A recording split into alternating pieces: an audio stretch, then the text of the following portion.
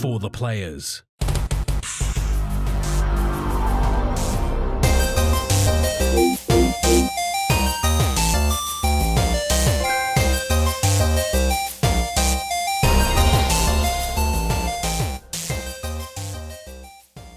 I'm Ryan Betson.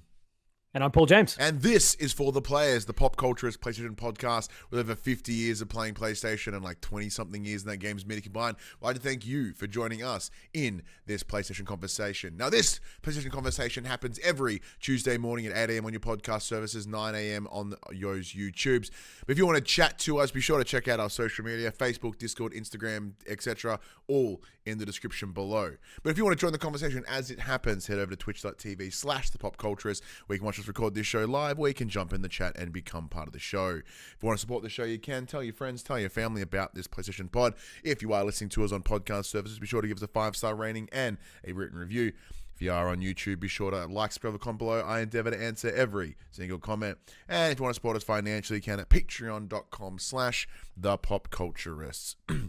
So it's just a two-man show this week, Padge. We're better without him. And just the two of us. I was writing that down so I remember the timestamp. Oh man, but look, I've come prepared. I've come prepared this week after essentially coughing out everyone's ear holes over last week. As this week you're going to do it again, but you're going to have cough medicine as we go. Pretty much. So Here we go. The difference this time, and like I've muted it myself on OBS, so you'll hear it, but no one else will. Sucks for you, I guess. So I've come prepared. Normally I have a series that just fuck this to shoot yourself. I try to come prepared in the most ADHD fashion as I normally can. Because have you ever heard of the rule of ADHD liquids? No.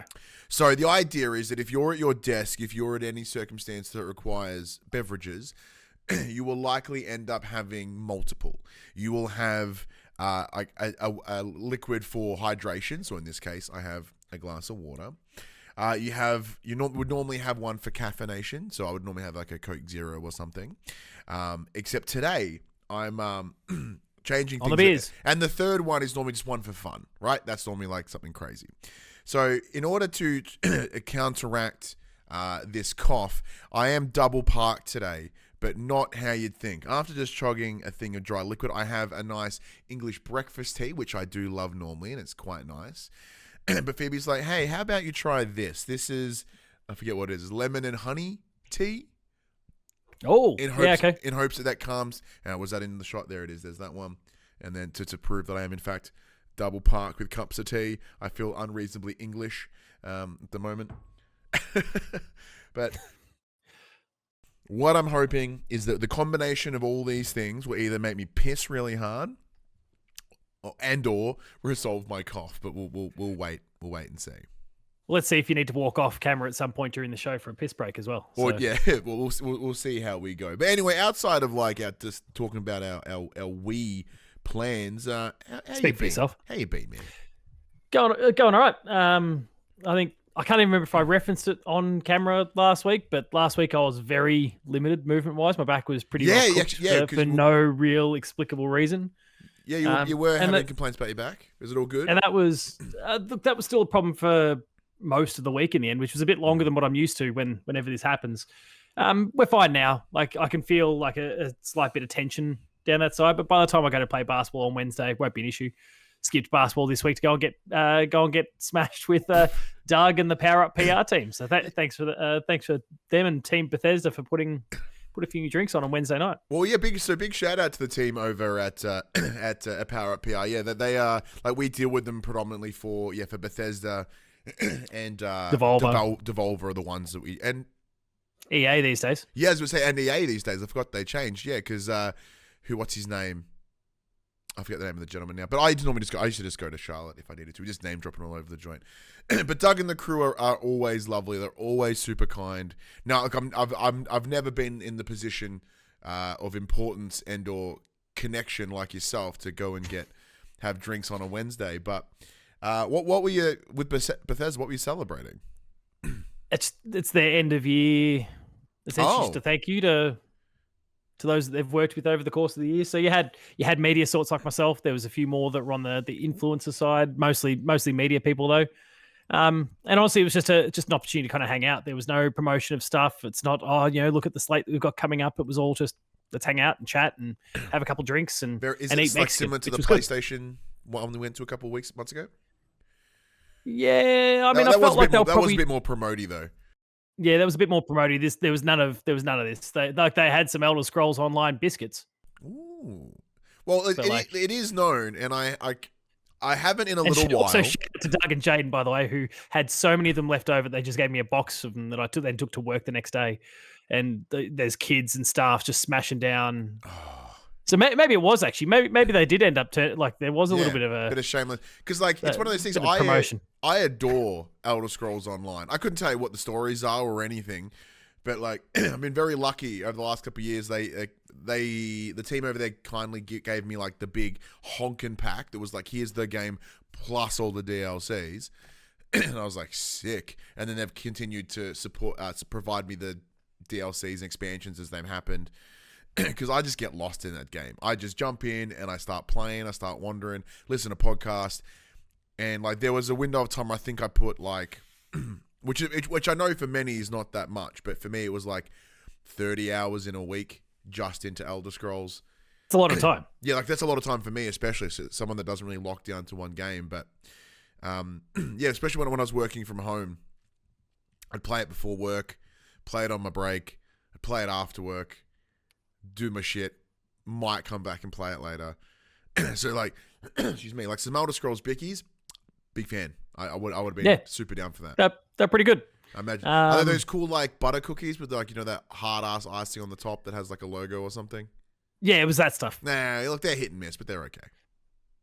Look, some of the staff at work, the brand is Sweet Mickey that they went to. I'm like, I don't know them, but they were, oh my god, it's Sweet Mickey. All right, great. That's when you go, it's Bethesda, mate. Yeah. But yeah, had a good time. As I neck from my Elder Scrolls Online bottle for a game I've never played. A game I've never played. Son of a bitch. Son of a bitch. I really want to, but it's one of those like it's the wall of an MMO that just terrifies me. But what's beautiful about it, and I know that this has suddenly become that spook Elder Scrolls Online. So although it was originally promotional material, it is most definitely now. Yeah, so like I've played it solo the entire time. I tried to get like Craig and Phoebe into it, and it just didn't land for them, and that's fine. But yeah, I lost myself to it. Like I have I have my character. His name's Magnus Waffle Stomper. Good shit. Yeah, he's like over. I forget what level he is now, but like way later down the line. Who's fucking yelling at me? Oh, it's Joel. Yes, I've put a good hunk. I've cleared out. Was it the Gold Road DLC? I cleared that out entirely.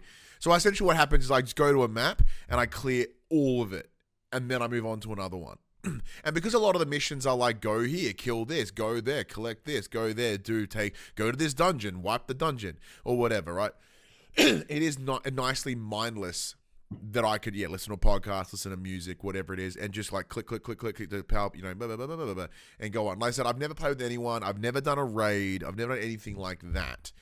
But it's that same level of brain check out, repeated task that I think I get out of simulator games. Yeah, it makes sense. So I think that's where it sold me. So yeah, like I said, if you ever do want to jump in, I do. It's just clearing time. That's all it is. If games could, stop coming out, that'd be sweet. Well, yeah, we haven't even gone into the section about what we've been playing, but like you've got a bunch that you can't talk about yet. But like a point happens whenever you do want to jump in, I would recommend jumping in on PC, just because you need. I've got it on PS5. So. Yeah, well, you need the keyboard. Like the bindings is so much easier. Like the beauty of it is it does play like an Elder Scrolls game. It is in that first person. Like it's not as like crazy as like a World of Warcraft, Final Fantasy 14. Yeah, Final Fantasy 14, or even like a no, DCU Online I played on console, or like a Star Wars Old Republic, or anything like that, where like it feels like you can't replicate that on another thing, where you can absolutely play it on controller if you wanted to. But yeah, for me, it's dope on PC. But yeah, if you ever want to, if you ever jump in, even if it's just the base game, because I don't believe there's cross play between consoles and PC for it. Oh right, okay. Because if there was, then there'd be no issue at all. But you can like look. I was gonna say you can pick up the standard Elder Scrolls like $10, but you could also just email your mate who takes you drinking and gives you drink bottles and fucking biscuits. I'm sure he'd be like, here's the base game, and he'd be like, hey, you know what? Fuck it, here's all of them. I mean, again, like I've basically got all of them on PS5. It's just well, actually, jumping in. Let's have a look. Hang on, Elder Scrolls Online, and honestly, you couldn't pay me to play on PC, so. No, the Elder Scrolls Online does not currently have cross-play between PC, Xbox, and PlayStation. Shit. Well, that's lame. But it's actively being worked on, according to a report from Forbes on the 28th of October. Of this year? Of this year. Yeah, we'll see. So maybe their day will come when you and I we'll go adventuring around the Elder Scrolls Tamriel and the Elder Scrolls universe. But the big thing for me is what I like. Once again, let's tangent off this tangent in just a moment. But like, I couldn't really fuck around with World of Warcraft because I just don't care for the lore at all. Don't care. You also don't hate yourself that much. That's also true. Like DC, like what I love about like DCUO, like because I care about the DC characters, I love them. And Fallout 76 had a similar impact as well because I do quite like the world of Fallout. It just didn't. Actually, no, I put a lot of fucking time into that game too. I just got to find the right ones. Like Final Fantasy Online will never get me because I just don't. Yeah, see, Final Fantasy Online, 14 Online will get me. Like, I know that if I even start to sink my teeth in, all of a sudden I'm all in. It's gonna be bad. So it's gonna be bad. It's gonna be real bad. But and there's a monthly online subscription, and I know Final Fantasy 14 people. I know the promotion. Like, it's only when you get to the base game is free, and it's all that. I know. Yeah. Before Max starts like quoting the line that they usually drop in the comments. Because it's free for so many levels. I guess. Yeah, up to level 60, and then whatever it is. It's probably not 60. Either way, and it's the first few expansions as well. So and there you go. Max just said more than the base game. So nice. But outside of that, anything to report? Because we did see in the chat, one of our regular viewers over here on Twitch, Mute has jumped in and said, "Congratulations on the new job, Paul." As we discussed last week. Obviously, we did speak about it again. So it's just inching a little bit closer now. I'm basically my responsibilities as a current year level leader at my current school are now over as of this past Friday. So are you finishing out this school year and then going over? Yeah. Yes, but all the kids now shift into like a step up program for the following year. So that'll be with their new coordinators and all that stuff. So that's me now getting paid for the next 3 weeks for that job, even though I'm not doing it, which is sweet. Look, that's the last couple of weeks of any job. You're like, hey, I'm resigning. They're like, okay, we're going to give you fuck all, or you're not, or you're just going to leave early. You're like, well, look after kids. You can't send me off early. Yeah, well, I mean, I'm looking at my sick leave and going, oh, that's mighty tempting. It's gone. I lose it. Too. So it doesn't. Because you're going from public to private, it doesn't transfer to another school. Ooh. I get all my long service leave is about to get paid out at the end of January, and that's going to be. Well, that's fueling a trip to Europe at the end of next year. Oh, shit. Seasonal patch for 2026 as he's off to Europe? There'll be a little block where you won't have me. But there'll still be lots of seasonal patch otherwise. It's not going to get me, like, the cost of flights these days. Oh, yeah. It's only going to get me away for, like, half of the 35K that I'll get will disappear just to flights. What? You say 35 as in 35,000? 35,000. Damn, or, dude. Thereabouts, between 30 35. That's fun. Well, yeah, so it's long service. You only get long service after, what, 8 years? 7, 8 years? Then this is my 15th. But yeah, so have you used your long service at all up until now? I took 2 days last year. Then, that was the first time I'd ever used it. So. Dear God. No, that makes sense why you've got that. And it also makes sense why all fucking management, like, can you please use your long service leave? Because we don't want to fucking pay you out if you leave, just like you are right now. Oh, no, they're not. It's the sick leave. It's the sick leave that but they don't even, like, and that just disappears. So they don't care about that. if anything, they would much rather me not take it because then they have to pay for someone to replace me over the course of the next few weeks. Yeah. Yeah, the same as annual as well. Do you have a lot of annual built up? You don't get shit as a teacher for annual because you've got school holidays. Oh, yeah, shit. Good point. Yeah, good point. Because, everyone out there with their stereotypes, teachers have lots of school holidays. It's because we don't like to work. Well, no, it's because you're working that entire time.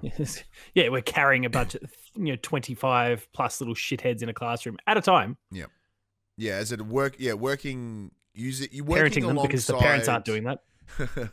Yes, working alongside the school year. In my one of my former roles working within youth supports. Yeah, those 2 weeks. Like, oh, you don't have any clients these next 2 weeks. I'm like, yeah, but. We've kept all the shit I couldn't fucking do. Yeah. But yeah, outside of that, anything going on? I've watched the first 4 episodes of the final season of Stranger Things since they've all started coming out. I've not watched any of it. The entire series, or as in nothing. Oh, it looks right up my alley too, so I probably would enjoy it. Yeah.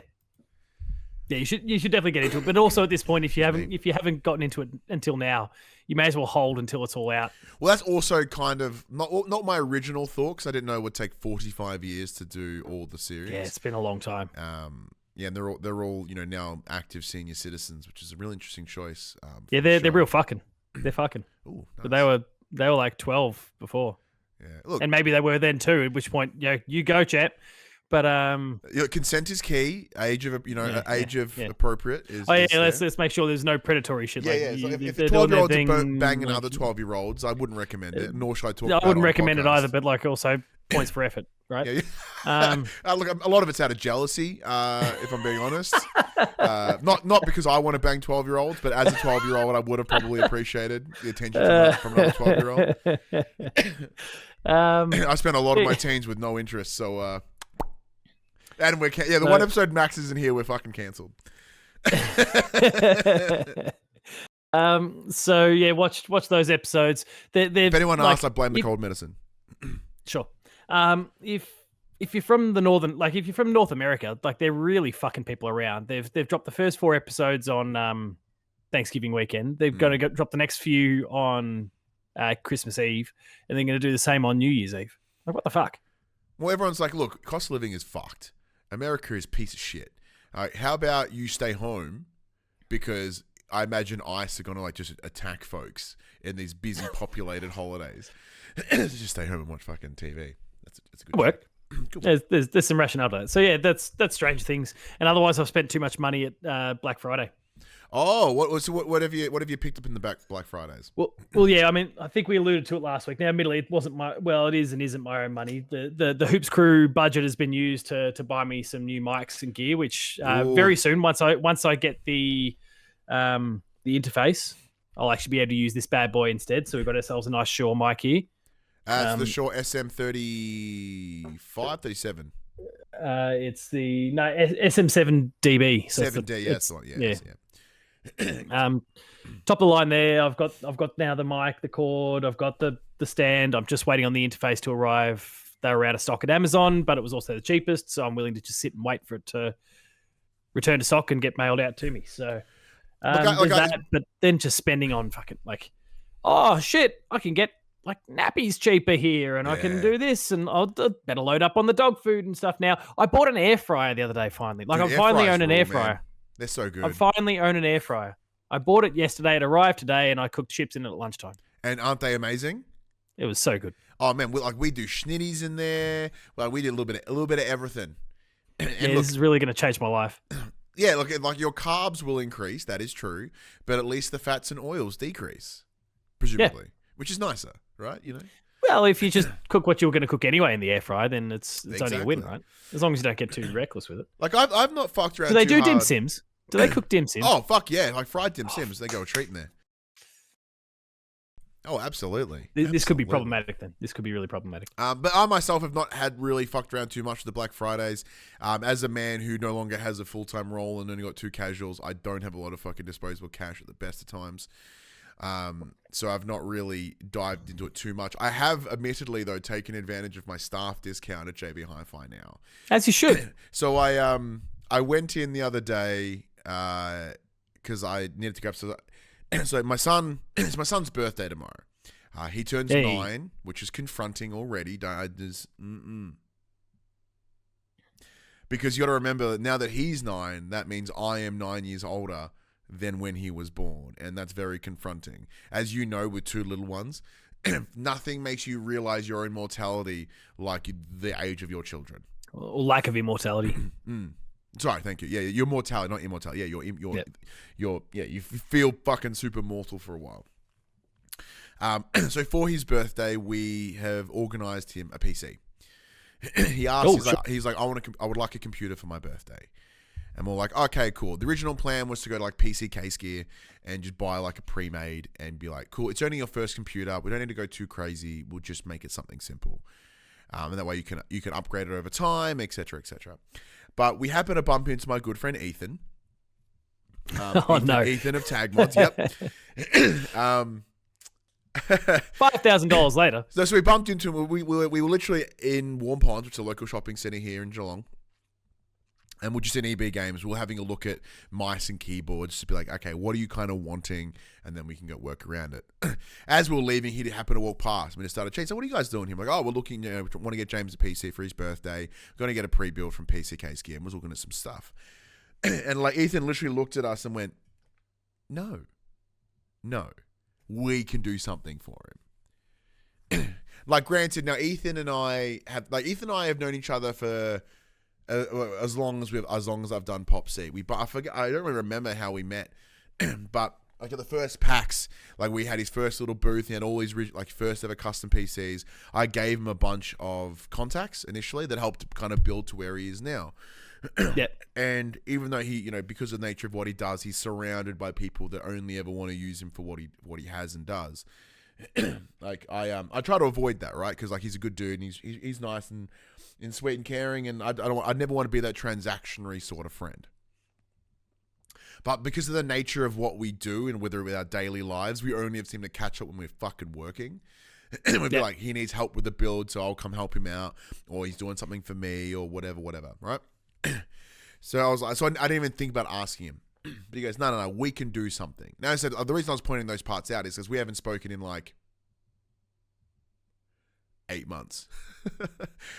we spoke at PAX, and then we just didn't reach out. Like, it was one of those things. Like, we're going to catch up after PAX last year because he had a monster of a PAX last year, but we never did. So, and knowing it was for James, I think it sung to him a little bit. He goes, no, we can do something. So what does he want? I'm like, let's ask him. So James comes over and we're like, what do you want? And he's like, I want a white PC. Well, he wants it to be white and rainbow. So white and RGB. And Ethan's like, that's disgustingly easy. Like, is there anything else that you want? Can you just fucking challenge me for a little bit? Can we do something with it? He was like, what? And I was like, what kind of theme do you want? Because you know how mine, bud. Like, mine's all like purple and cool. And you've seen my PlayStation, it's like all God of War and stuff.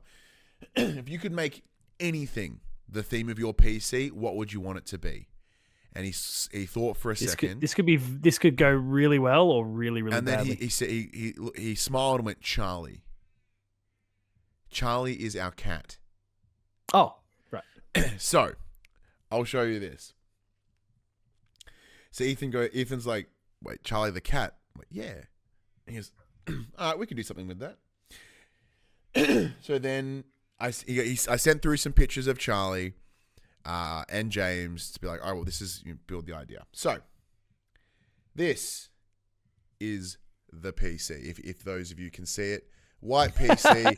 It's got a bunch of Charlie stickers on it. But what was a lovely surprise is Ethan also made this. A custom PS5 DualSense with Charlie's little face on it. And that's James's handwriting for Charlie. So because we call Charlie the Chonk, because he's a little fat cat. So there's a nice photo of Ethan and James. So on the front, excuse me. You've got Charlie and Chonk. Very nice. On there. And it's got one of those all-in-one cooler things. It's got a little LED screen on it. So we're gonna load a picture of like Charlie's face just going to spin around it. So this is the computer works. And so so that alone is James is so fucking stoked. But to make it even better, we went over about a week, 2 weeks ago. We went over to Ethan's place. For those playing at home, Tag Mods, TAG Mods is his thing. That's his company. It's incredible. He makes some amazing things. And James built the computer himself every step along the way. Down to the stickers, down to the putting the RAM in, everything. Near every screw was done by James with Ethan, as well as myself, Phoebe, and his mum, Millie. Yeah, right. So it was this lovely family affair. It was really like lovely, positive energy because everyone, it's one of those things that everyone in the room, we were all there and the entire purpose was to make James happy. And like that is an unmatched feeling. That's what good parenting is, right? Yeah, that's exactly, especially when we've got a split family because like his mum and I are no longer together, and I'm in this house with Phoebe, and Phoebe's been around for about 3 years, and her and James get along like crazy, which is lovely. But it's really nice when we get to have these moments where we get to come together as like two separate families, but also one big family. Like it's really nice. James doesn't see them as two; he kind of sees them as one, but with each different houses and stuff. So tomorrow afternoon, I'm gonna go pick it up. I'm gonna set it up so we'll be able to do, the family sharing on Steam so he can have access to all my games. It's going to be exciting. It'll be a whole big setup for him to spend his birthday playing his PC, which is really, really exciting. So yeah, it's awesome. That's pretty much what we've been heading into. You've like very nice story that Max is trying to derail in the chat by saying, has he found my controller yet? No, so many moons ago, at the PS5 launch, Ethan modified both Max's and my computer PS5s. Mine was pretty straightforward, standard, like purple paint job was pretty standard. Max got this nice, cool custom Demon Souls build with a special controller. I think one of the triggers shit itself like 4 years ago, and Ethan was like, "Oh, yeah, I'll fix it. Bring it over." He brings it over, and Ethan has just forgot because he's doing so much. So when I was over there the other day, I was like, "Hey, have you got Max's controller?" He's like, "Oh, somewhere." I'll get back to you. Give me a week. I'll get back to you. Yeah. So it's somewhere. It's somewhere in the house. Somewhere in the house. In the workshop, I should say. So stop being a whingy bitch, Max. Yeah, it's all like you have other controllers, mate. You're fine. But it is absolutely true. It is a cool controller, so I'm sure he would love to get it back. But outside of that, so this weekend was pretty cool. Went over to Mornington for a wrestling show. We took the ferry over, which was really cool. So James has never like been on a boat or a ferry before, so he had a blast heading across. And we met my mum and my stepdad over there because they live in Cowes on Phillip Island. So like, oh yeah, this is the closest I could ever get a wrestling show to where they live. So they were very kindly made the effort to come to the show, and they genuinely had a good time. It was one of those things where I looked over and I'm like, are they going to hate it and not understand what I love about it?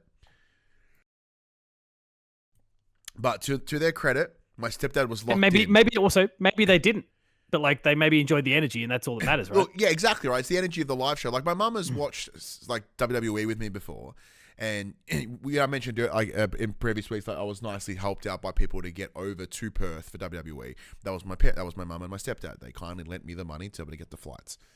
So they support the bullshit that I do. But it was really nice to have them come and see it. And like my stepdad is like laughing and watching it all, and my mum had that realization of like, oh, it's fake.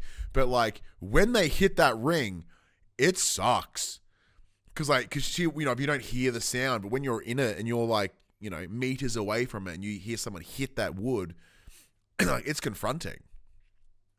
But that was really lovely. That was really cool. Outside of that, my week's been pretty chill. Just working, not doing a whole lot. Oh, and a big thank you to Paul James Games for the subscription with the Prime. That's you, Paul.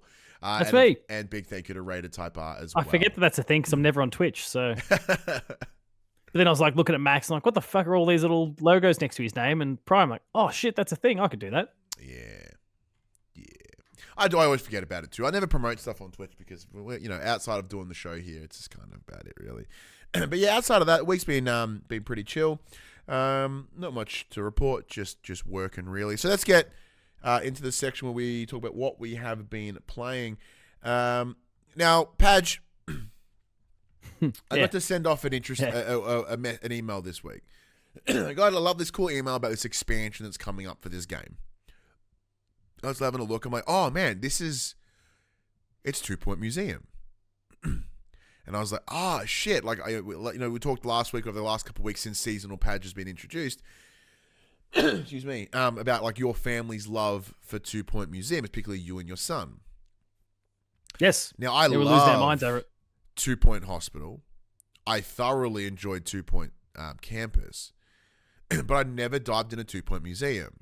So once that email came through, I sent a response being like, hey, we've had Padge on the show the last couple of weeks, and he's now the seasonal host, and he has talked so much about this game. Can I please check it out? And Marky being the awesome dude that he's like, here you go, no worries. So I booted it up over the week. I really dig it. Having it be a museum, the vibes are real good. Oddly changes, the vibes, the feel, but also how you set it up and how you plan your hospital, your museum in this case, right? For those that may not know, with 2 Point Hospital, like the game's awesome. It has these really silly ideas, or at least it used to in the previous ones. Like, so if you've got lightheadedness, like the characters or the patients in the game would come in with a light bulb for their head, right? Or if they felt a bit blue, they felt a bit down, they would come in blue, and then you had to take them to like chromotherapy, which brought their color back, But in museum, it's a little bit different. So it's all about exhibits, but also channeling and funneling people through the museum, building up the hype, what they refer to as like their hype. Is it hype? Yep. Yeah, so the hype, as well as like they're building up their knowledge and promoting them to donate throughout. So there's a little donation boost that you can set up.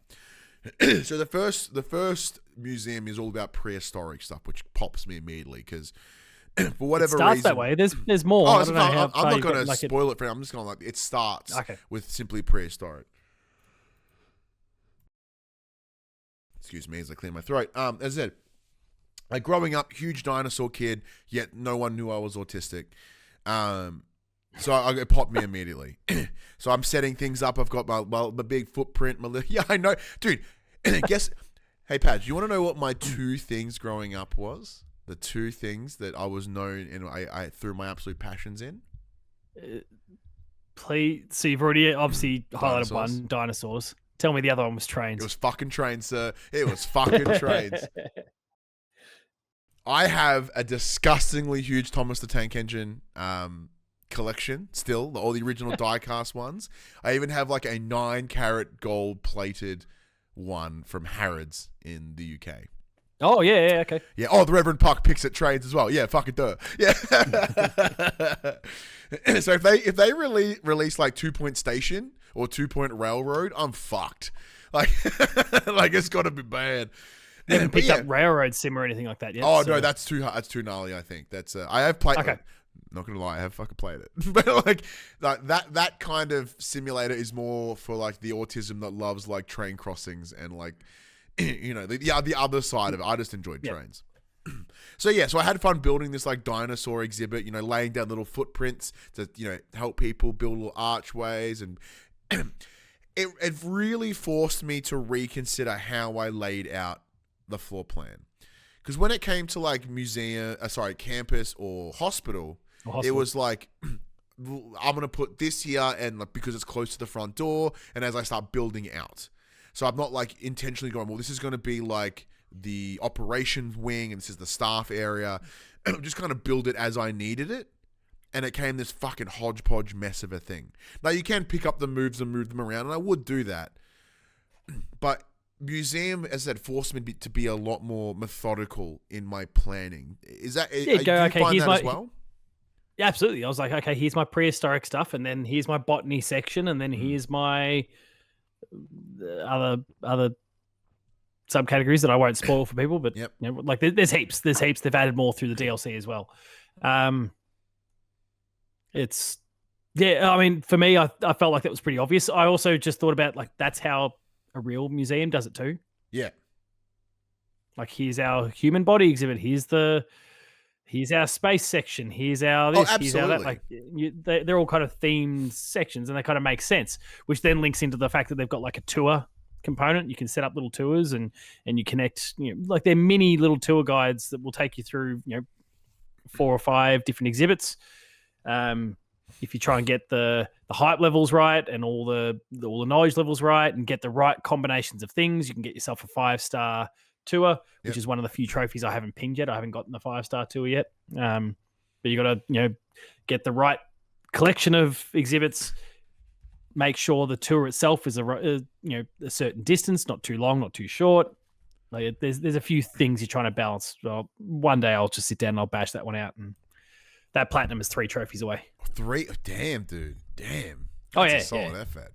But the one other little extra change that I really appreciated, and it adds a nice little bit of point of difference comparatively to the other two, is the idea of going on exhibitions.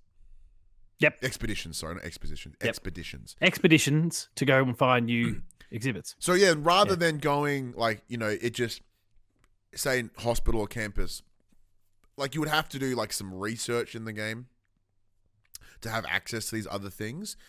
But it was as simple as that. It's like, oh, you want to learn how to do this? All right, we'll get this many stars or this level or whatever, right? And boom, it's unlocked. And there it is. Like, congratulations, you can now, have a fucking philosophy wing or whatever. Where this, it's like, oh, you got to go do it. You can't. It's not just in the menus. So then you have to go on this expedition to this place where you'd find like 1/3 of a skeleton. And you go, oh, sick. And then you have to run that expedition a couple of times to get the full bit, the full set. And then suddenly, that part of once again, using the prehistoric as an example, becomes a lot more powerful and impactful because you've collected more bits. But then they've also got like RPG style, like loot levels for the different stuff too. Like you got your basic grey, blue, purple, gold tiers for those as well, which is fucking nightmarish when you're trying to run it just to get the best possible version of it. The pristine version of it is the gold version. And Love it though. And on top of that as well, these little expeditions. Like if anyone's ever played, I know it's a really weird pull, comparatively. If anyone's ever played Fallout Shelter, like there are times where you have to send some of your vault dwellers out into the wild, and you can't control what they do. You can just kind of pick where they go, and the game fills in the rest. So it'll be like, oh, on the way they got caught by this, and they did this thing, and then like this stopped them, and this got them injured, and whatever. But the same thing happens here, where they're like, it'll tell you like there's a chance that there's fucking quicksand. There's a chance that the weather will be shit or whatever the options are. And have you lost anyone at MIA yet? Not yet. No, I've not lost anyone. Yeah, that's a traumatic moment. Yeah, so like, but there's ways to prevent these things. Go out with all of your characters at X level here, so that it hits this certain threshold. At which point this hazard is no longer a hazard for you, or whatever. But there's also buffs and those sort of things too. Extra XP or extra this or extra that. So because a lot of the buffs up in the previous 2 games was all about how to better the result in the hospital and or campus. Where this is more about, like you say, if you have rather than you're just building your character's ability to increase happiness for those that come to the school or whatever. This is more like a number of the buffs that you can train into them are just to make the expeditions better. Yeah, because like rather than the staff that you have aren't solely there to just run that room or run that class or that booth or whatever. Like they're the ones that have to go on the trek as well. Yep. And then so it goes with the janitors or the assistants or whatever.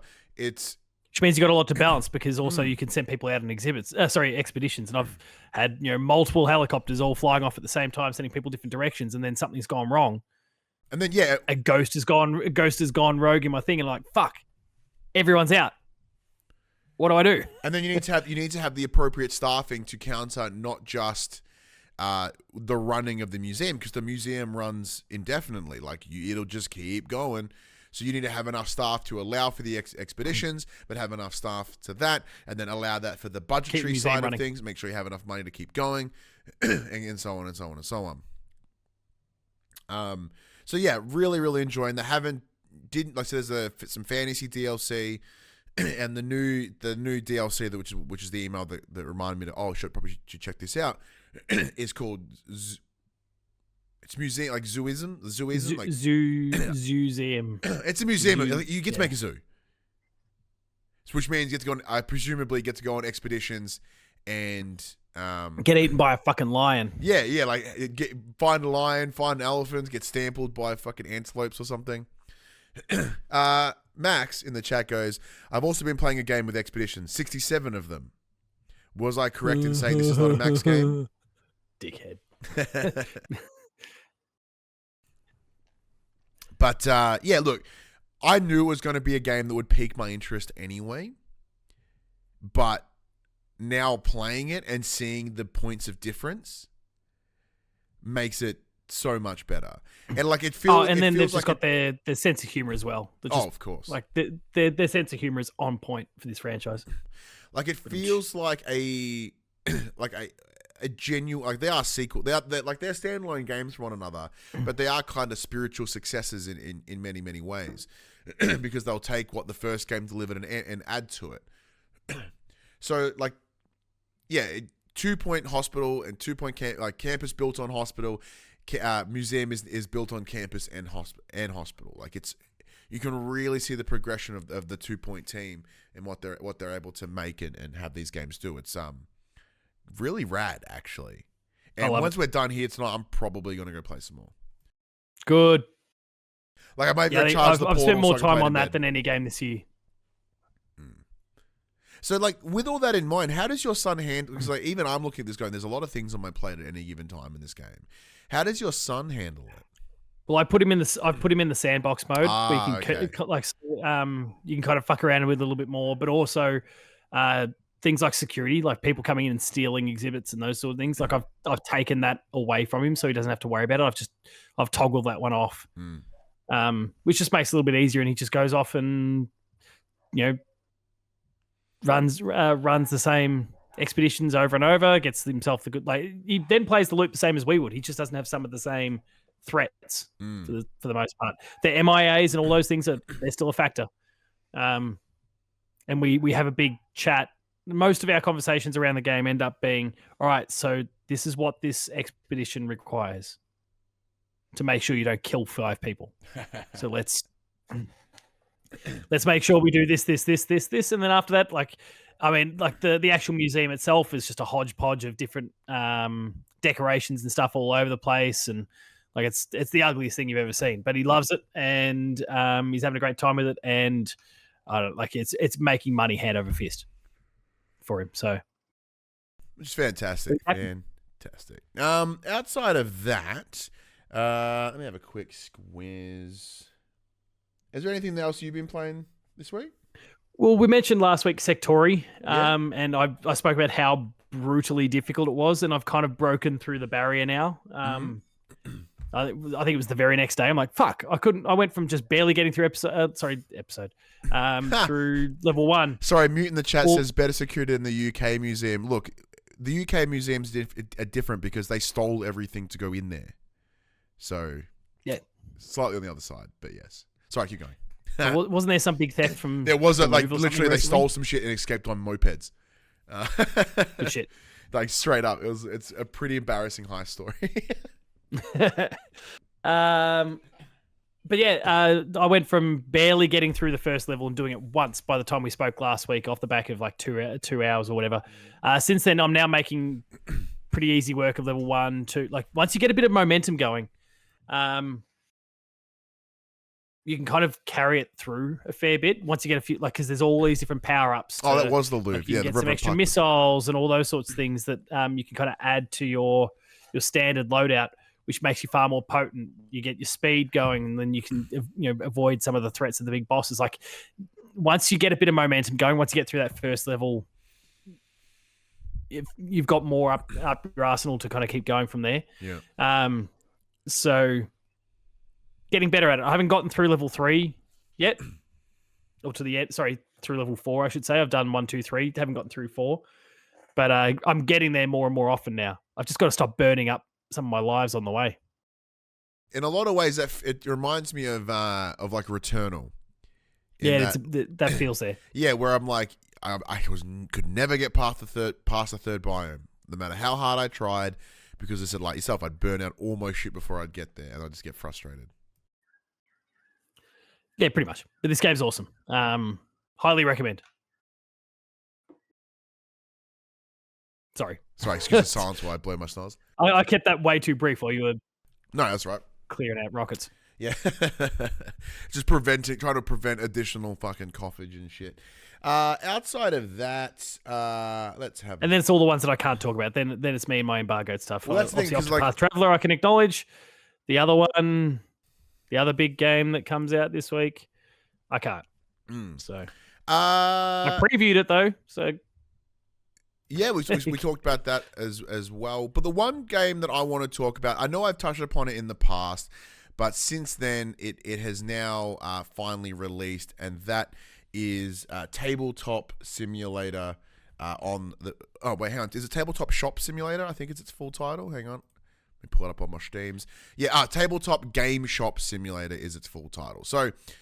this is one of those ones that came through my email a little while ago, and being a big dork in general, but particularly when it comes to, like simulator games, and especially simulator games and novelties that I care about, is because, I'm a big enjoyer. I don't do it as much as I should, but I'm a big fan of like mini collecting and like painting, right? Yep. So when this came through, I was like, I have to check this fucking thing out. Excuse me. So I did play like an early access demo a little while ago, and then I was kindly provided a review code for what would become the release version. In a lot of ways, it is very similar to all the other shop simulator games that are out there. The idea is you start with an empty room and a register and a computer. You buy shelves, you buy shit to put on the shelves, you get to mark them, you choose the prices, then the resale and how much you stuck at this, that, the other, whatever. The whole idea is you just kind of build and build and build. Excuse me. You build and build and build until your shop is massive and you get employees. Like all those trimmings are absolutely there, right? And then there's the novelty is that you're selling minis and paints and books and rule books and all, all those things that come with the love of any sort of tabletop game. The little differences here though is very similar to Trading Card Shop Simulator, where you could open the packets and then collect the cards themselves and then be able to like resell them individually, which for anyone that is in the trading card market knows that a big part of the packs is selling them individually as well. So in this, you can open the little box and they come with the little, sprues with the mini pieces on them, and they're all random. So as you open more, it'll start building the enough sets to build the mini. So you then build the mini, which you can sell individually simply as that, or you could then buy a painting station, it's a simple mini game of just, there's a colored circle kind of comes in, you just got to click it. Oh yeah, okay, click it at the right time, yep. Yeah. I would have loved a little bit more creative freedom to be like, well, I'd like this part to be red, or, if it's like, hey, there's 4 areas, pick the 4 colors.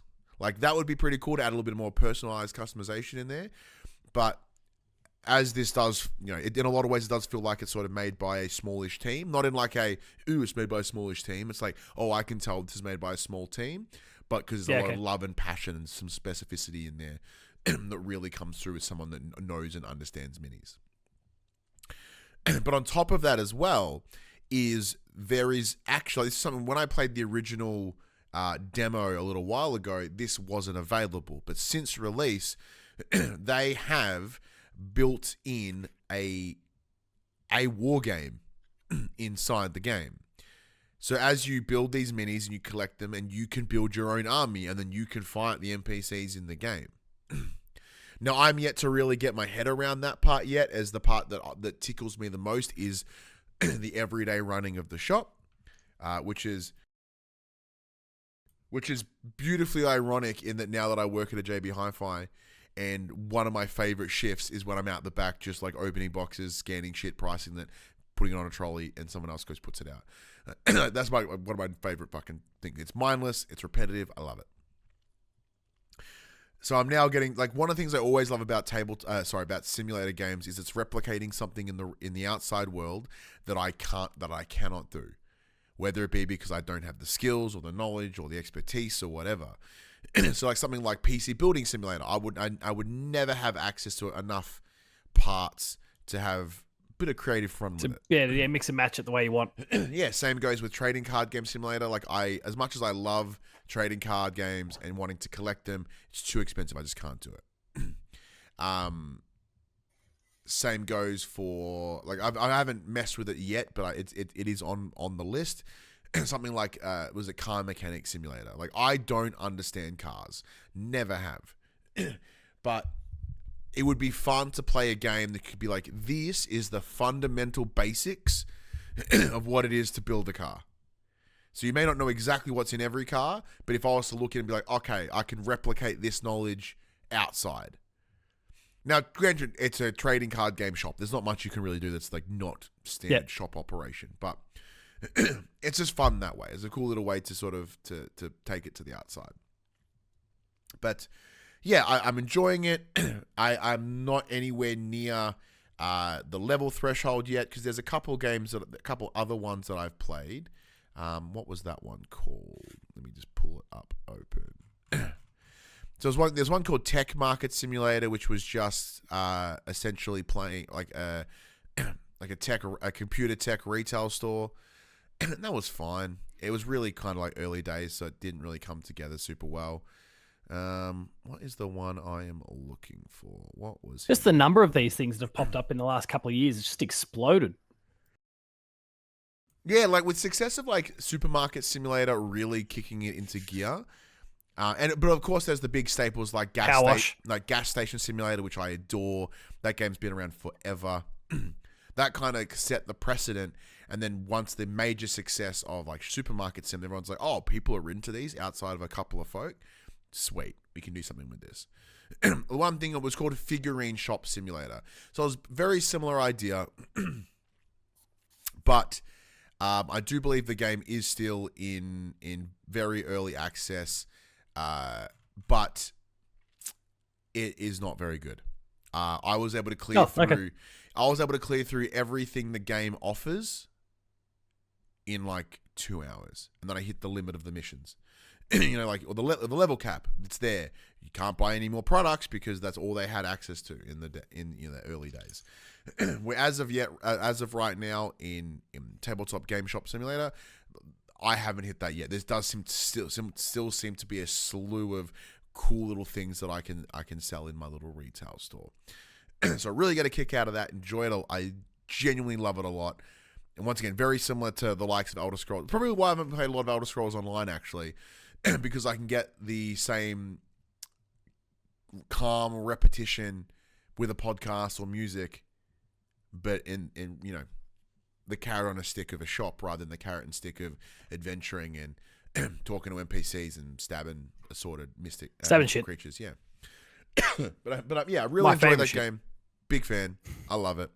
But yeah, seeing as there's not much else you can talk about, there's not much else I can talk about, and seeing as we are also bloody 53 minutes in, let's get into the section where we call Inform the Players. We tell you about what happened this week in PlayStation. So, normally we give Max a whole lot of shit about the news that he gives us, whether it be spelling mistakes or it's sometimes like, this is too Max focused.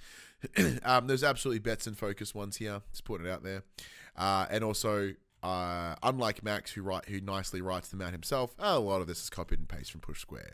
You want to know why? I had a busy ass weekend, so it wasn't until like 6 o'clock, and I went, "Oh no, I haven't done the news doc. I should probably do this."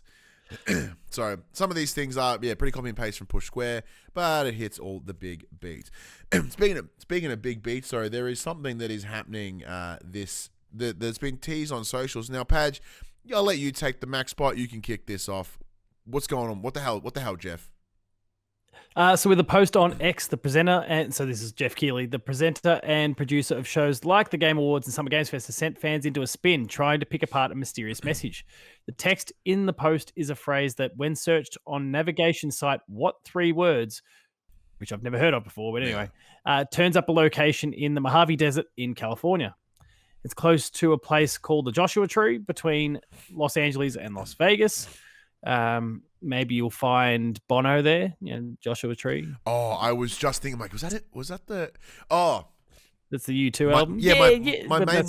My brain went, hey, was that John Farnham or was that U2? But no, John Farnham was Whispering Jack. I don't know where the fuck I was getting Joshua Tree from. In conjunction with the image accompanying the text, fans are throwing out all sorts of theories with the assumption that this is teasing a new game announcement at the Game Awards. It's absolutely teasing an announcement at the Game Awards. Thus far, dominant theories include God of War, Diablo, and Elder Scrolls 6, and a Fallout New Vegas remaster. A nearby road, Yucca Mesa Road, has some thinking this could relate to the much-rumored unveiling of Half-Life 3. Also coming up in conversation is the new Tomb Raider game and Santa Monica Studios' new IP. Right now, no one has any idea. So we won't have a picture on the screen, but it's kind of like a totem with a bunch of little talony thingies coming off the front with what looks like an eye in the middle. And surrounding the totem, there's like a snake that kind of wraps around it, which hence the God of War iconography, as well as a set of armor that looks a whole lot like Kratos' armor in either 2018 or Ragnarok. Yep. With the giant snake potentially being Jormungandr. Yeah, that's how you pronounce it. The world serpent. So there's a lot of hints on that. Because there's a lot of like demonic faces that are kind of coming through, hence the Diablo, but also in a lot of ways it is similar to that of the imps and a lot of the Oblivion. A lot of the Oblivion, creatures, etc. within the Elder Scrolls universe. So that makes sense why we go there. Fallout New Vegas, I think, is only triggered because it's in the desert between California and Las Vegas. Because I'm just not buying that in the slightest because they just put out what is it, like a week from now or 2 weeks from now when the new season of the show comes out, which is around New Vegas, but also they're re-releasing the PC version with that fancy collector's edition. They're not going to go and then, oh yeah, you bought it, sweet, now we're going to announce the remaster or remake. Like, that's not happening. So toss Fallout New Vegas out. Yeah, absolutely, because the imagery does not hit me with that at all. Yucca Mesa, I think, is a pull with obviously Black Mesa with being a Half-Life Black Mesa, reference. which then links to Half-Life. Yep.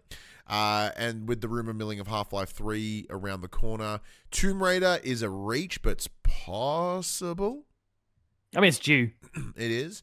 But they've also just sacked a bunch of people, so... Yeah. So if it were me, though, my immediate thought would probably be... I'm thinking Diablo 4. I think that's an upcoming... Like, Diablo's had a pretty strong presence at the Game Awards in years past. So it makes sense. God of War would be fantastic. It would pop me really hard. And, my son James literally rolled credits again on God of War Ragnarok this weekend. So, he fucking loves those games, man. It's only my entire influence, and I couldn't be more prouder. So that, like, it would be exciting for us to be able to share that and then be excited for the game coming out together. As we talked about last week with PlayStation Memories, and how like Kratos and Atreus, and how I've seen so much of my own journey within Kratos and Atreus, and I think James in a lot of ways feels that too. Nice. So it'd be nice to be able to experience that together, and knowing what's coming next, whether it's hinting at this elusive Egyptian version, etc. But I'm not getting my hopes up on that, because I think the remaster / remake of the original, I think, is more likely comparatively. Where do you sit on this, Patch? I actually think it's Saros. Oh, that's fucking way better. That is a way better pick. And it's interesting that like no one's that picked it thing yet. in the center of it with the big gnarly tendrils coming out of it. That's the word, tendrils. It's like little talony. Yeah. Tendrils is a good one. I've got Saros. That's where my. Well, I was putting money on things, and so which is obviously a very deflating one, because we don't know about God of War, we don't know about the Diablo's next expansion, Elder Scrolls 6. We may as well not know anything about it at all. Yeah, like all of these other things are kind of unknown. Obviously, Half-Life 3 is hot button topic of the last month. But I think we as gamers we love the mystery, right? We love the unknown, and I think the idea of the list of games that we've mentioned, because we have to fill in the blanks, like we have to guess all the bits. That's why it's intriguing. However, like the answer being Saros is also really fucking cool, especially right now. PlayStation are doing a lot of really interesting pop-ups or marketing activations. So they did the stuff in Sydney recently, did stuff in Brisbane. This week, or literally today, WWE had their Survivor Series pay-per-view, which was their prime sponsor was PlayStation. So on the turnbuckle covers was the PlayStation logo. On the ring, on the mat was the PlayStation logo. They had what were called the PS5 Superstar Spotlight. So when the names came up on the lower third, when they walked in at the beginning of the thing, it said, there was a PS5 logo and then the name of the person. Those little weird, as my friend Craig called them, like someone with a liberal arts degree came up with these interesting, little teaser trailers, like the big semi truck, which looks a hell of a lot like Twisted Metal, on top of that tower, like all those little weird, little short teaser trailery things, the weird branding. This would make sense, like coming off those activations, going into this, because at Survivor Series they had like a ice cream truck outside, not quite like a Sweet Tooth ice cream truck, which would once again also very Twisted Metal. That would they're like literally giving out soft serve ice creams to people.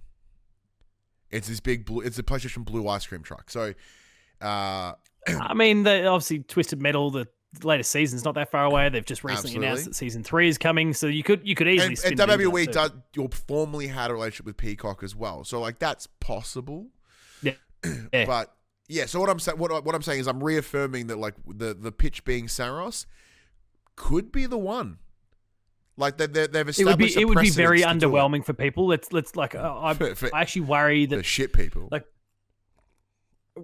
no, but like that'd be awesome. But you're sitting back going, "Fuck! Wouldn't it be amazing if it's God of War?" And you've got all these pockets that just with the games we've mentioned, let alone that Half-Life 3 is one of them. Yeah. And there's already been a month of noise about that now. Yeah. If it comes along and then it turns out, now maybe Saros is there and it's disconnected from all this, but if it turns out that it's Saros, but there will always be someone disappointed. Yeah, but that's gonna be lots of people angry towards it, and will possibly be in a mind where well, let's fuck those guys, let's take it out on that game. People are petty. The gamers is most definitely petty, but like people like Housemarque, right? They do. No, they do. And I think there's a lot of excitement for the game. But I don't think, for as much as I look at it and go, yeah, that's Scream. I mean, I can see the references to all the other things. I look at that and see Saros. I really hope it's not Saros because I don't think they need to invest like that for a game like Saros. I spilled tea everywhere. No, my tea. No. I'll talk. Oh, my God. Oh, shit. Don't trip on your mics and stuff. Please keep talking. I'll let you. Yeah, I'll let you keep going. But yeah, for as much as I don't see it being Saros, sorry, I look at it like it's Saros. I don't see it being Saros because I just don't think they need to invest like that for that game. I don't think it'd be a worthwhile thing. And when we contemplated me leaving the desk, it was more about me going to Wiz, not to get rid of a liquid, not to clean up this one. So fuck. All right. Turns out you just pissed the desk. So yeah, that's where my head's at. Chat, if you're watching along, feel free to shout out some of your ideas there, and we'll kind of discuss those a little bit as well. But I mean, the God of War one, like I can see the references. Would love for it to be God of War. Diablo. Nah, that was pretty cool. Diablo would be cool. Elder Scrolls 6, no chance. That game's so far off, it's not funny. Already discussed Fallout. The Tomb Raider one would be interesting. No. And thematically, like ancient shit, like that kind of fits the bill. But I don't expect it to be Tomb Raider. And I don't think it entirely lines up with Tomb Raider enough. Yeah, you'd have to. And then obviously Tomb Raider, I think. The last thing in the doc there obviously references Santa Monica's like the Cory Barlog new IP. I guess I feel like people are being very indecisive. Anyone who goes down that path, like, hang on, do you want it to be God of War or do you want it to be the new IP? Because you're not getting both in the same sort of window. Yeah. Which one do we assume's further along? Unless God of War, like this is it's God of War, but it's this 2D thing that's been rumored. But even then, like being someone that knows and likes God of War, none of that. What we're seeing in there outside of the potential armor or even the reach of Normangander, like there's nothing in there that links to the Greek God of War. These creatures. That's right. The 2D one's meant to be Greek, isn't it? Yeah. Like there's nothing. Allegedly. Oh my God! How much fucking tea is in this goddamn mouse? It's just that you use the opportunity to piss yourself as well. So, which is helpful because I was busting. All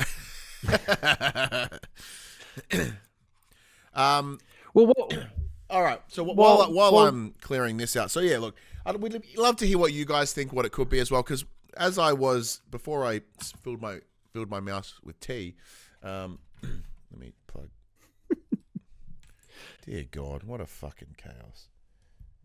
Do a show without my Ritalin. Look what happens. You can keep cleaning up while I jump into the next story. Well, because what I was going to do before I filled it thing with tea is I did pop up Saros as well, and having a look at some of the imagery, it's similar, but so far in the trailer that creature at the end that we see, they look a bit more humanoid.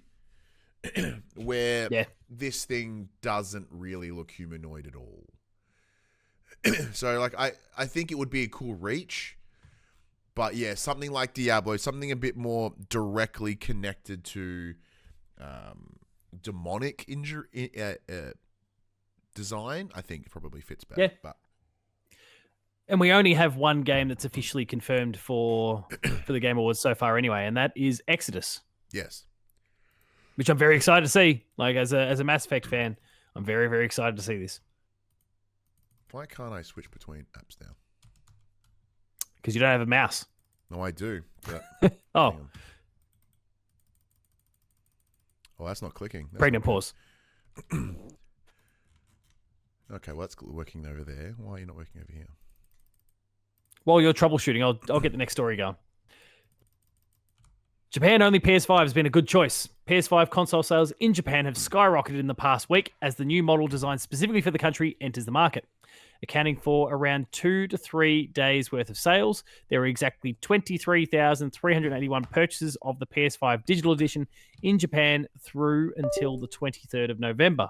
In comparison, PS5 sales the week before slumped to just 5,855. This means that the Japan-specific PS5 model, which has launched at a lower price and is essentially region-locked to Japan, has resulted in roughly 4 times as many sales upon its first few days on the market. I'm good. I mean, they copied Nintendo's homework, and it's working for them. So good on them. Big fan. Okay. I know you're busy. No, I'll let Ryan keep going. I can't click left or right, but I can scroll. Ooh. So I'm gonna need to get a new mouse tomorrow. Awesome. Hey Phoebe, if you're still listening, is that mouse still in the spare bedroom? Because you might need one just to be able to stop the stream after. Yeah, because I'm just gonna stream forever, I guess. But yeah, can't stop, won't stop. So in terms of this Japanese only PS5, I'm taken aback by how successful it was.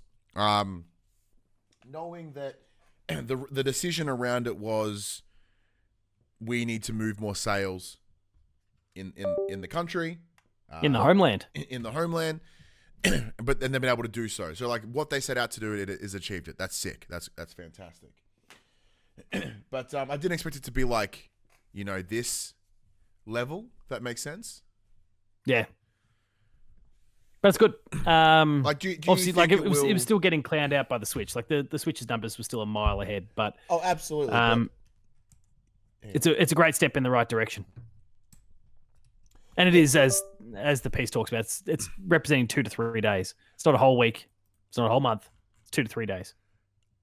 It's a good strong start. Do you think this will change anything anywhere else? Like, will this lead to something different? I mean, I hope that they see this and think it's worthwhile to invest more in the homeland in terms of studios again. Obviously, they gutted Japan studio. We got Team Asobi and Astrobot's been amazing, but basically and obviously we've still got Gran Turismo, but everything else out of Japan has just completely fallen away.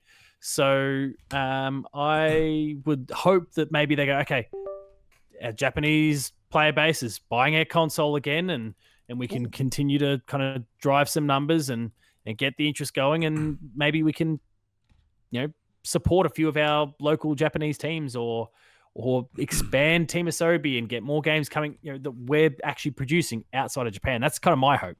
That they just see this as a sign that it's not all doom and gloom, that it's not dead. They just had to invest a bit more in the first place, and then it becomes a whole you get out what you put in situation. How's the mouse going? It's interesting. This one also only scrolls? Yeah. Oh. All right, let's plug something over here and let's see. All right. Well, I'll let you continue going. I'll keep moving to the next one. This is really it's super weird. Different USBs, and it's like different mouse, and only some apps are letting me click for some reason. Very weird. I'll need to do a Google of like what the OBS hotkeys are.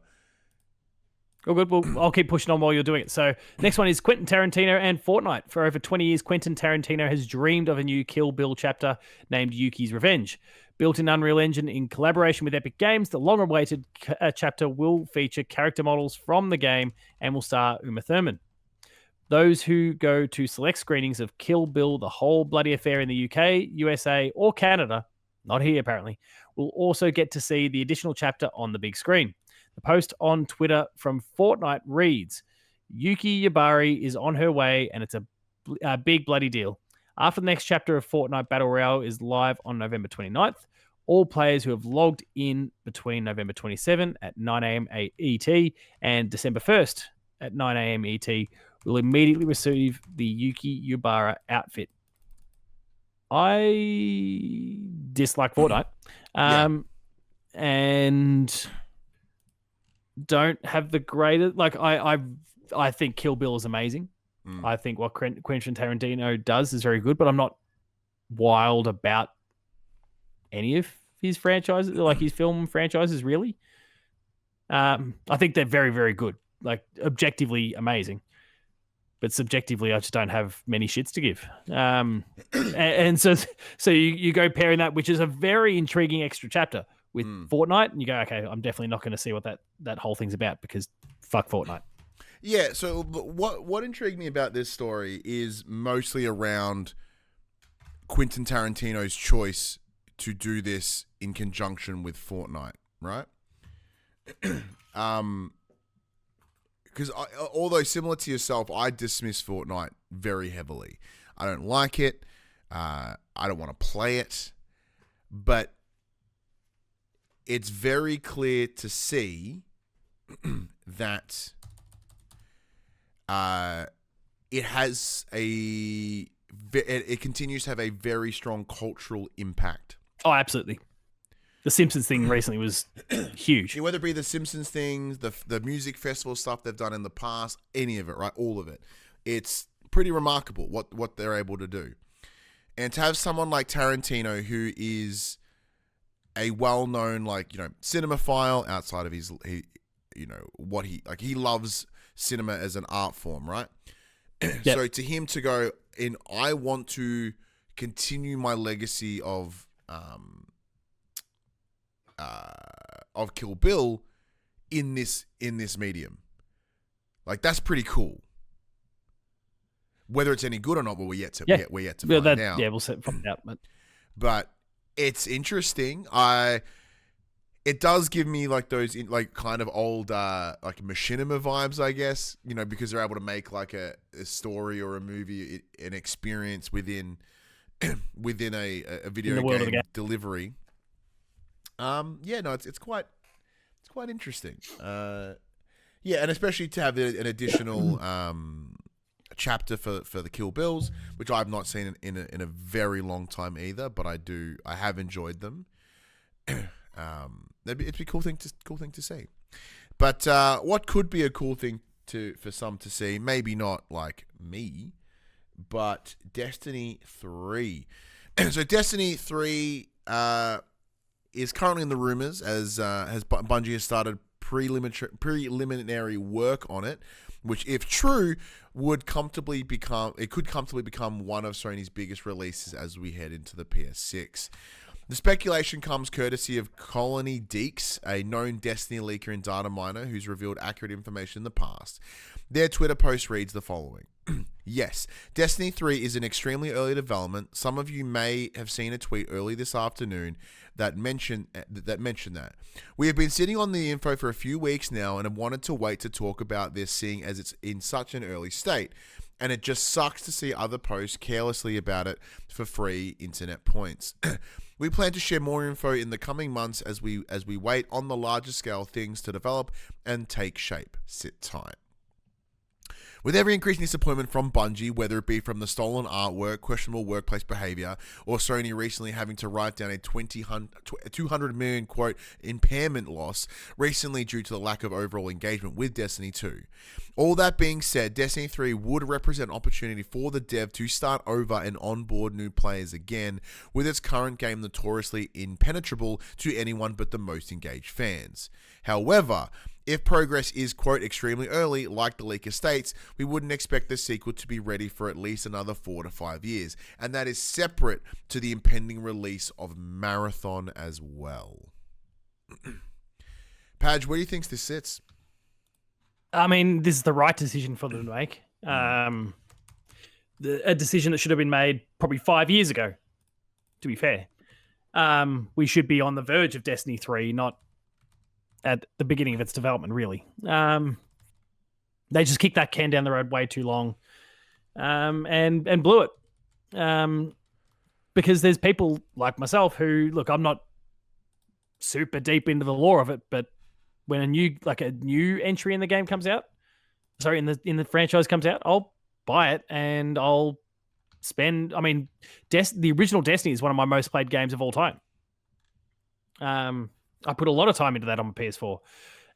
Destiny 2, I also put a lot of time into, not quite the same amount, but I put a lot of time into that as well. Like I very much enjoyed the loop that they had going, and the fact that I had so many friends that were playing it, that, you know, jumping in and just networking, going on raids or strikes or just wandering around and seeing what there is to see. That was always good fun to me. But as the article kind of references, the wall got bigger and bigger and bigger with every single expansion. I was like, no, fuck this. I don't want to have played all of these major expansions, as well as checked out some of the little updates that come out along the way, and probably read 5 different books just to understand what's going on. Like this is why when we have our Yakuza conversation, why I get so intimidated, and even going back to our conversation about ESO and stuff earlier in the thing, like it's such a huge mountain to climb. Like, nah. And I keep noping out of these things because I've kind of missed the boat already. So Destiny 3, obviously, when that comes along, there's going to be references to what went on in Destiny 2, but it's also in many ways going to be presumably self-contained. They did apparently bring an end to this whole arc with the final shape. The final shape, yep. So there's an opportunity for them to kind of clean slate it a bit, and I'm sure there'll be references for the, you know, if you know, you know. But for the most part, it's all right. Square one again. Everyone jump in if you want, and I'll do that, assuming the game's, you know, not shit. So good idea, but it's taken them way too long to get to this point. Yeah, it's an interesting thing to ponder, mostly because, like, Destiny 2 was meant to be a 10-year experience, right? And they delivered that, and they did that. No, Destiny. Oh, Destiny. Sorry, at large was meant to be a 10-year. Yeah. That's correct. Thank you. But Activision kind of intervened. Yeah, said, no, we need a sequel, which honestly I think was the right decision. It was the right choice. With every single expansion that came for the original Destiny, more and more people like you or I would have been filtered out, or I definitely got filtered out. I don't know, I know you're not like wild in Destiny full stop, but I wanted to. Like, I played Destiny with each Destiny 1. expansion. Yeah, I played Destiny 1 at launch. I played Destiny 2 at launch as well. But yeah, for me, I did drop off pretty quickly, just as I had to like challenge with just kind of keeping up with it, and yeah, having no one to play with it's kind of made it a little bit challenging. And I don't think I was ready for a games as a service like that at the time. Yep.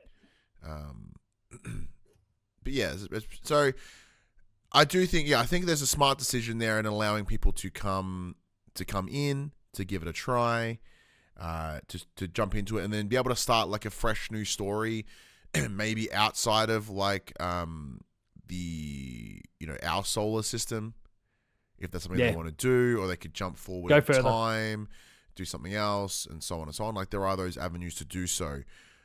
I do think the name of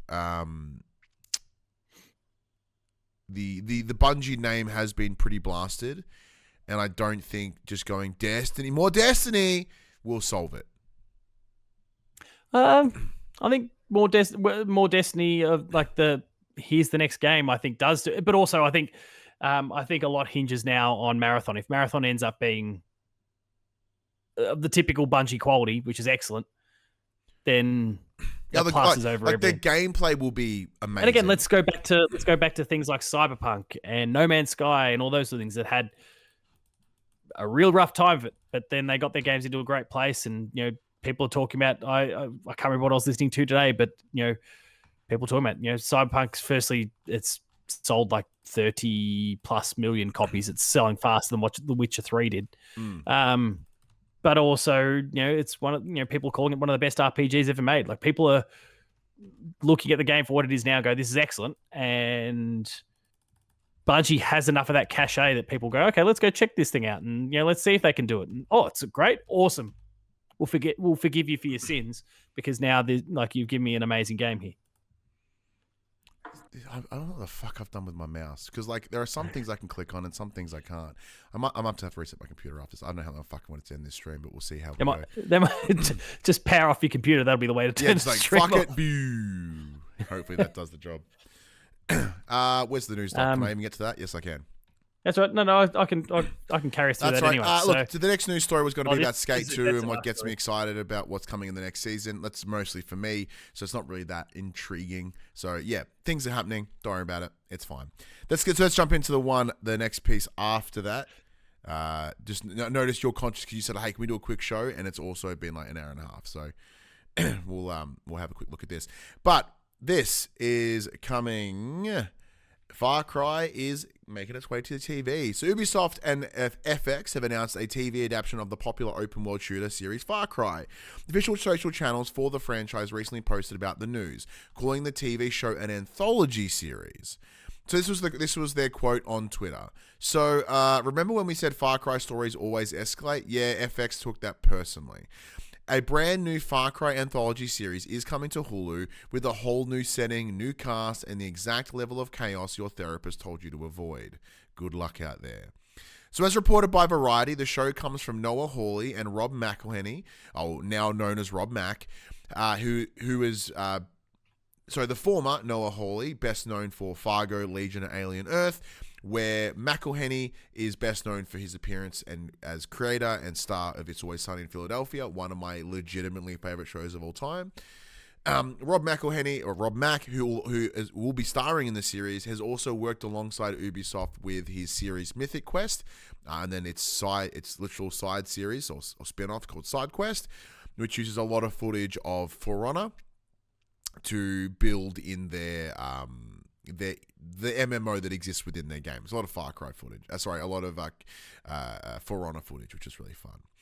But as mentioned, the Far Cry show is planned to be an anthology, which each season comprising a new storyline, setting, and cast, similar to the game. So think more like American Horror Story is an example, which each season kind of has its own little thing. So it is planned to stream on Hulu in the US, but will be available on Disney Plus everywhere else. Padge, do you I'm all for it. I'm real keen. Yeah, I'm super down. It's Far Cry is one of those series that everyone kind of poops on, but I like to give it a go. I like to get in there, give it a try, because it always tickles some sort of interest for me. Like you and I did a lot of Far Cry New Dawn together. New Dawn? Yeah, which was the spin-off of Far Cry 5, which was all multiplayer centric. And it was around that time that there was also Wolfenstein Youngblood, which is a shame because that game sucked asshole. But like there was that time where a lot of companies were creating little weird co-op spin-offs. And yeah, it's really weird. But what I'm intrigued about is whether they're going to stick to the games as we know them. Now, like Far Cry 1, very, very people will really remember and or have played Far Cry 1 these days. A lot of folks would know Far Cry 2 as the one that first really kind of got public attention, with a lot of that game taking place in like the deserts of Africa. That whole malaria management part of the game was real bizarre. Far Cry 3 had... It's my favorite gaming mechanic, malaria management. It's that and weapon degradation. Woo, love it. It's Staminators. Yeah, and then 3, which was very tropical. Never heard of 3. What's going on there? Oh, yeah, Vast. Right. Yeah, Vast was pretty sweet. And then 4, you had Peyton Min. I think that's how you say it, which was set in like Pagan Min. Sorry, Troy Baker, and also you can just sit in the room and then kill him straight away and finish the game in 5 minutes. Yeah, so that took place around Nepal and sort of that region. 5 was in the North Hope County in the US, so taking in that Middle America sort of space. Nevada, sort of, yeah. Yeah, I'm not quite Nevada. You're more like Montana and stuff like that. Yeah. Yeah. And then 6 was set in, I want to say like Cuba. It's around there. Yeah. It was a Cuba-like setting. Yeah. If I could click my mouse, I would Google it. But with Juan Carlo Esposito as the lead, which would be cool to have him come in and do a season in the same way that the actor fictional Caribbean island nation of Iara. Yeah, that's right. Which is heavily inspired by Cuba. Beautiful. I didn't remember correctly. And like the gentleman that plays Vas in 3 is based off a character based off an actor whose name escapes me, but he was in Better Call Saul. He was in a little bit of Breaking Bad. He was looking to play Zaz in the DC universe at one point. Oh yeah, cool. So like you could have him come in and literally play that character, which would be really, really cool. Granted, Troy Baker looks nothing like Pagan Min, and I do forget who was the voice actor or / actor for the Seed family, Joseph Seed. Yes. In 5, but like they've at least got a potential of 5 potential seasons, because I said number 1 I don't recall that well. There's a lot of avenue for them to use what already exists to create something cool. Yeah, I think it could be really good. I'm really keen for it. Update on our little statue. It's glowing in the dark. Very very Diablo-like. Yeah. It's like a 5-point star sort of setup. Yeah. Yeah, it's Diablo. let's give up the go. It's Diablo. Yeah. Well, I'm still gonna make this the title of this episode some intentionally mystery looking thing is what I'd like to. Yeah, of course. Why not? All right. Well, then finally, quick biddies. Not much this week. There's not a lot. The Witcher 4 is skipping the Game Awards. Yeah, makes sense. Fine. I mean, that game's a lot further out than people years think. away. Yeah. Like everyone got really excited. Like, oh, it's good. Like, no, that game's fucking ages away. Yeah, it's 2027 at the absolute earliest. Speaking of games that should have been out already, but not. Beyond Good and Evil 2 may not be dead with jobs cited. But also fair pick going on at Ubisoft this week. So like there's the Beyond Good and Evil 2 thing. And actually that's the one I probably heard the least about. But the Assassin's Creed 4 Black Flag remake is supposed to be out before March 31st. And also Prince of Persia Sands of Time remake is supposed to be out basically in the next few weeks. Like that's going to be like a surprise January drop from all. Well, because that's been on like a definite hiatus for like quite a while. Yeah, but then we had that news pop up, and then there was like a media presentation. Mm. It wasn't even a media presentation. It was more like a presentation within the team that the video came out, where they were kind of talking about the character models and all about like how a lot of it was meant to work, and like the gig's up, the game's close. And then Insider Gaming got onto it, and they clearly have a hook directly into Ubisoft with all that goes on there. So take it to the bank. And lastly, Metal Gear Solid Delta producer is hoping to remake Metal Gear Solid 4. This is interesting. Great. Like, because aren't they doing a volume 2? That's the part that makes it interesting. My assumption is that this Metal Gear Solid collection, because they got volume 1, volume 2 should in theory include 4. Like, why the fuck would it not? But I guess the two things could be true at the same time. You can have here's your classic version. Go get it. It's finally off the PS3. We're also remaking it because we did see like Metal Gear Solid 3 was actually, that's a very good point. The definition version, there, right? like the volumes are just ports where he wants to remake 4. I'm surprised no one wants to remake of the remake of 1. Like, take the Twin Snakes GameCube version and like give that a sprucing. Because I think going back and having played them just recently, go in chronological order at this point. Like, what's next in the timeline? Then chronological order? Chronological order ain't 4. Like, it goes 3, 1, 2, then 4. So give me 1. Oh, well, hang on. Finally got into Metal Gear. Finally got into Metal Gear with with Delta. I take that back. 3, 5. Ah, fucking hell. Yeah, 3, 5, 1, 2, 4. I think. I'm looking at something now. Oh, so there's Peace Walker in the middle there, but yeah, 3 Ground Zeroes and Phantom Pain, followed by Metal Gear. Yeah, that's the 2, old Solid ones. Snake, then Metal Gear Solid 2 and 4. Yeah. Hey, shout out to me for remembering that. Go me. Yeah, good shit. Sweet. I really enjoyed 4. So like I know I've told this story before, but when I got my PS3, like it was the Metal Gear Solid 4 Guns of the Patriots set. That came with the console, came with the game. So it was the first game I experienced. And I remember booting it up, playing, and being like, holy fuck, at the time, I'm like, this feels like a next generation experience. Like, it looked good, it felt great.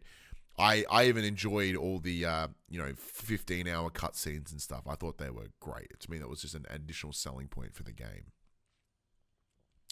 But having a remake of it would be cool, and I think that would allow it to get off the PS3, because as anyone that talks about the PS3, what's the first thing they say? Like, oh, the PS3 had Uncharted. Nope. Infamous. The cell architecture. Resistance. When everyone ever wants to comment on this PS3, anyone that wants to sound like some half-ass insider or half-ass analyst, and I can say that because I am one, a half-ass one, that is. Your default is you talk about full-assed here, mate. Yeah, you talk about the cell architecture because that it sounds like you know it sounds like you know what you're talking about. But look, that is a major inhibitor. And that is why it's not been ported anywhere else. I would hope that at some point, at some time, that's on the cards. Because I don't know whether you watched it this week, Padge, but Mystic Ryan over on YouTube did an interview. Oh, he has had the interview with Implicit. And the guy talked about how like PS3 for them is down the line. It's not like it's in the works, but it kind of implies that even though there are some things available on PC that allows you to somewhat emulate PS3, and most games are covered. It's not quite. It's clearly not quite the same. It's not at a level at which PlayStation are happy to go, yeah, we support this, we condone this. Yeah, and I remember, Sandeep, who I do like RPM with, he interviewed the Implicit Conversions guys maybe 12 months ago, and they said a similar thing. It's been up on their website for ages now, so that PS3 was a thing that they're planning on doing, but it's somewhere down the pipeline a little bit. Yeah, their current focus being on PS1, PS2. And essentially, they're prioritizing a lot of these classic ones because a lot of those games didn't necessarily get remasters and stuff, whereas a lot of our PS3 games did. Yeah. So they don't have to rush. That said, a lot of the games I think, well, the likes of that you and I want most are some of those games that never got ported. Infamous, Resistance, Yeah, and all the Killzone, games that we can't play because we don't have access to the cloud, the cloud service or whatever. Yeah. It's frustrating. Whereas I think, yeah. Anyway, it is what it is. Now Max should have sent us the link on the Facebook's page for the upcoming games in the chat. I've got the link right here. All right, let's load that bad boy up. These are the games that are coming out on your PlayStation this week. Yeah, this week, 1st to 7th of December. It's basically our last, pending any little surprise drops through the Game Awards. This is basically your last week of big names for the year. Yep. It begins on December 1st with Marvel's Cosmic Invasion. What the fuck is that, by the way? Is that the... It's a brawler. It's like a brawler. It's from .emu. It's from the Streets of Rage and all that. Like it's looking like a real good time. Like that's gonna take me back to those old fucking SNES Marvel and DC games. Yeah, no, this game looks real good. Brock the Brawl Bar. Don't know it. Red Dead Redemption is getting its PS5 version. Sleep Awake comes to PS5. Let It Die Inferno comes to PS5. Lonely Mountains Snow Riders comes to PS5. Nordic Ashes The Complete Saga will come to PS5. Blood Refreshed Supply is coming to PS4 and PS5. Detective Rainy Night is coming to PS5. One of the games I am reviewing, and I guess you'll hear from me sometime before this game comes out, Octopath Traveler 0 comes out to PS4 and PS5 on the 4th of December. Be sure to go check out player2.net. Thief VR Legacy, that's the one. Thief VR Legacy of Shadow comes out to PSVR 2 that week, which is cool, but also I completely lost track of the fact that was so soon. I thought you were about to say I lost track of my PSVR 2. I was like, oh no. Oh, no, mine's very, very secure. And at least in the case of you, it's somewhere between you and Max, right? Oh, mine's sitting in my lounge room, gathering a whole stack of dust. Toxic Crusaders comes to PS4 and PS5, and Ultimate Zombie Defense comes to PS5. We've also got some new games coming to PlayStation Plus, the Essential tier. Usually we get 3. There is 5 for the month of December. Doesn't make it better, Killing Floor 3. Look, there's some solid games. There's also some turds in there. But anyway, Killing Floor 3 comes to PS5 via Essential, as does Lego Horizon Adventures, Neon White, Sin Duality, Echo of Ada, which is like a PvPvE thing from Bandai Namco about 18 months ago. Not very good. And the Outlast Trials also comes to PS5 and PS4. So the Outlast Trials I've seen forever available on all the key websites. Forever. Lego Horizons, it felt so basic. And rush is not the right term. So basic. It's so basic. You know, she's got red hair. You can't trust people with red hair. She takes a hit and falls apart. Say weird Aloy, I call her. You know. Fucking Trump. Oh man, what a fucking mental person. But yeah, so like having it be free is the best way, right? I think. Yeah, absolutely. Because like the retelling of Zero Dawn was cool. And how Lego Horizons did that, I really enjoyed. But what made it fall short was that it felt like a greatly diminished version of the Lego games. Like if anyone's ever played like Lego Star Wars, Lego Harry Potter, Lego whatever, it feels like such a huge experience. Like everything is punchable. Like there's these little open worlds where this was all really path driven, and then you'd go and fight this boss, and it would be kind of the same every time. Yeah, it wasn't great. It is interesting that they're going down the essential path, so really putting it out to as many as possible, as opposed to just putting where all other PlayStation exclusives go, which is the extra or above tier. So there's clearly an intent to get this one out there in front of others. But I think also knowing heading into the holiday season, a lot of kids are going to be either getting a PlayStation for the first time, or they're going to be stuck at home and they're like, fuck off and play this game. A lot of parents have been like, yeah, here, fuck off and play this, and then never want to play a Horizon game ever again. Yeah, like, do you really want to hate Horizon? Do you follow Twitter and apparently everyone hates this game and franchise? You want to know why? Here's your ability to find out. Which I disagree because I love the game. I love Horizon. Horizon's amazing. But I guess we're those weirdos. No, we're not. There's 30, 40 million copies of 3 games that have been sold. Yeah, it doesn't mean everyone liked it though. I mean, they just bought it. No, I think it's just a noisy minority. Oh no! Look at the peach fuzz. Fuck off, Virgin. Fucking robots. No, yeah, robots are cool, man. Yeah. Anyway. No, I don't think anyone disputes that. There's just a bunch of dickheads who try and pick on Aloy. Yeah, it's a damn shame. But they're all virgins, so don't worry about it. Like Mythic Quest, which is really bizarre, is a cool show. It's on Apple TV, the one I was mentioning earlier with Rob McElhenney. Yes. Ashley Birch is in it. Oh, nice. But it's one of those things because her voice for Aloy is just her voice. So like there's no like added change or alteration to it. So if you're She's not Tiny Tina. Yeah, exactly. So if you watch it and you close your eyes, you just hear Aloy. And it's really kind of jarring. At least for myself. Yeah, right. Phoebe didn't give a shit. She's like, I don't know who this woman is. But then because you like once if you've never, I always forget what she like. Same as unlike Troy Baker and like Ashley Johnson, who they are so, and same as Nolan North as well. They are so thrown into the front and center of fucking everything that you know what they look like as who they are, whether it be because Troy Baker is Troy Baker or Ashley Johnson's appearances on things like Critical Role. Like they know what she looks like outside of her characters. But Birch, that doesn't happen for me. So when every time I look at her and I hear the voice, I go, oh fuck yeah, I forgot that's what actually Birch looks like. Yeah, because I'm like, she looks nothing like Aloy or any of the characters she really voices, which makes it or fun. yeah. Well, yeah, she definitely doesn't look like Tiny Tina. No, very few do. Even the actress they got for the movie. But anyways, let's. Still haven't seen the movie, so yeah, I started it and then I'm like, and look, I don't talk about my my evening habits too much on this show, but like I was medicated and it still sucked, so not a good sign. Not a good sign for the film.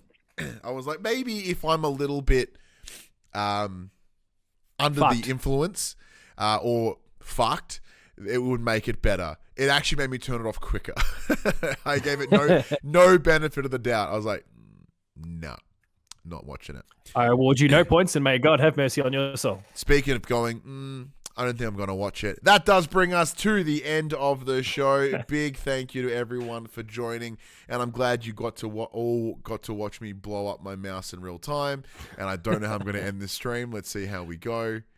But yeah, it's been an absolute blast. Thank you, Padge. I really enjoyed the episode this week. It was good chat. Not to say that it was better or worse because of the lack of Max, but no, it was better.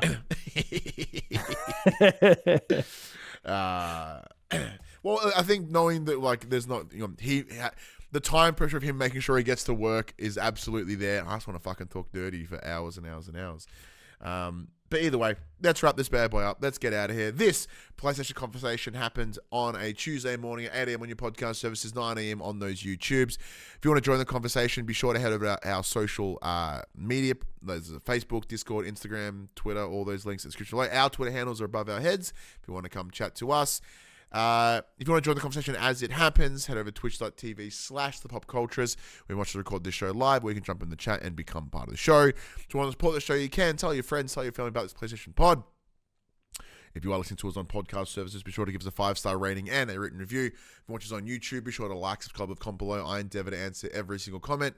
And if you want to support us financially, you can at patreon.com/thepopculturists, as well as our merchandise store, popculturists.com/shop. We can buy shirts and other sort of shit with our logos on it, which I still have never updated in the very, very long time. Padge, where can they find you? On socials at Paul James Games, but also as Betson highlighted before, go check out player2.net.au because I have 2 reviews going up in the space of about 10 hours on Wednesday. One for Octopath Traveler 0 and another one that we'll talk about in time. It's not coming to PlayStation. Yeah, it's not coming to PlayStation, but it's one. I previewed the game. Like you can go look at the website and you can see what I've previewed lately, and you'll work it out. Yeah, I and can't tell you what it is. other big games that are not coming to PlayStation that will be releasing in the next 2 weeks? Think about it. Yeah, because I didn't talk about it in the drop. No, you didn't.